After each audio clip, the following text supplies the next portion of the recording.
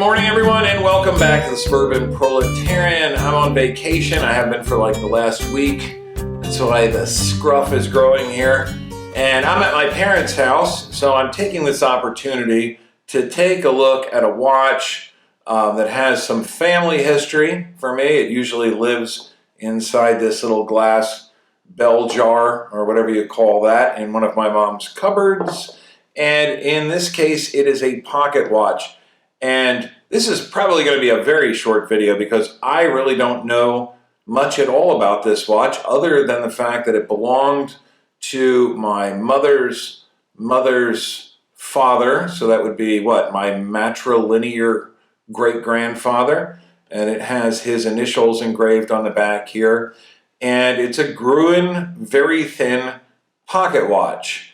And the fact that it's a Gruen Verithin, it says it right on the dial, that indicates that it has a Gruen Verithin movement inside it.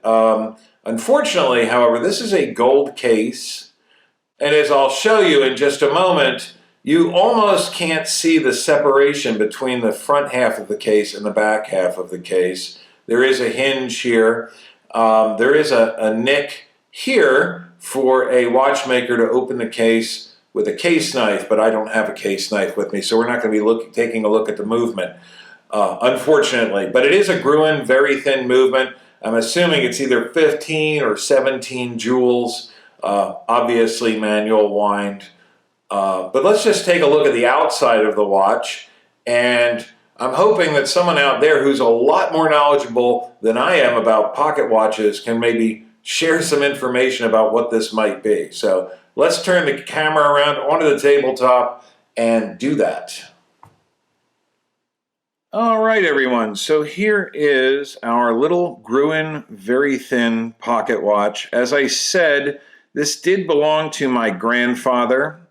I would assume it dates from the 19-teens or 1920s, perhaps. I'm also operating under the assumption that it has a 17 jewel movement in it. It's certainly hand winding. I gave it a couple of twists this morning, and you can see it is running there, but I'm just going to let it run down again. As you'll be able to tell from looking at some of the macro shots that I insert into the video, the watch has a lot of fuzz and things inside there. It's badly in need of a cleaning and service, so hopefully we'll be able to get that done in the not too distant future. But I did want to get it running just a little bit to show you that it does work. So it's not only manual winding, but it also sets manually. So let's put it at the generally agreed upon, most aesthetically pleasing hand placement of 10-10. Yeah, so there's not an awful lot I can say about this watch. It is beautifully done. It belonged to my grandfather, my great-grandfather. It's got his initials engraved on the back here, LDC, for Louis Dodd Kroll.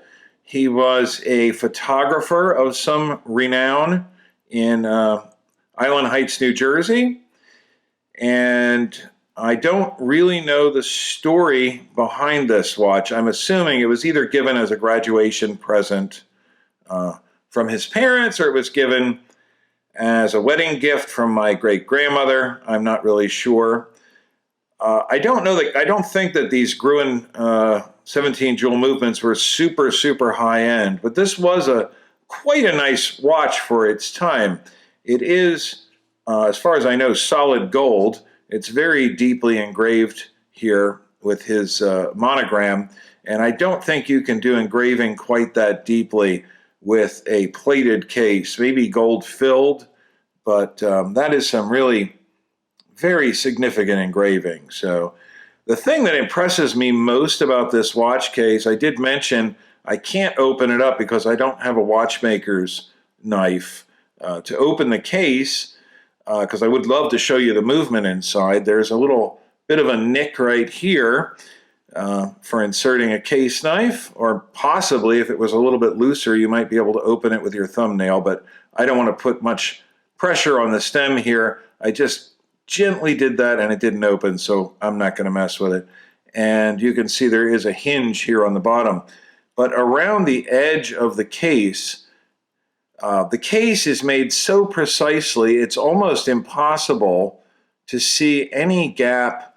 And I don't know if you'll really be able to make it out because of the lighting and the shadows and everything, but there's virtually no gap all the way around the case. You really couldn't tell that it was in two parts at all. But so anyway, I guess I don't really have a whole lot else to say. I'm usually one that just blathers on about nothing forever, and I just don't really know much about pocket watches.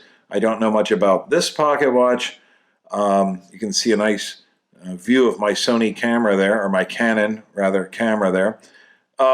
It's nicely polished and all of that, but and it is beautiful, and it has some, family historical significance. But other than that, I don't really know anything. But if someone out there can give me a little bit of information about this watch, maybe a little bit better idea of when it was made or what type of movement would have been found inside it, that would be really great.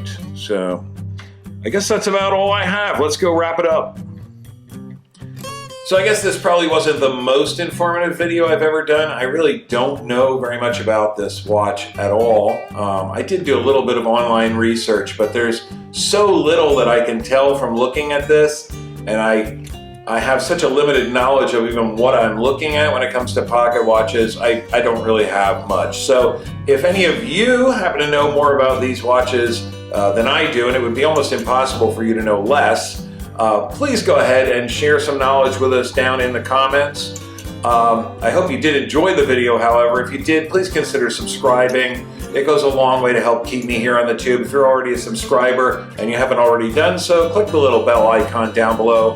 That will allow YouTube to send you notifications when I post new content to the channel. Like, share, tell your friends. As always, that stuff goes a long way to help me out as well. When I do post my next video, I hope to see each of you here then. Later, guys.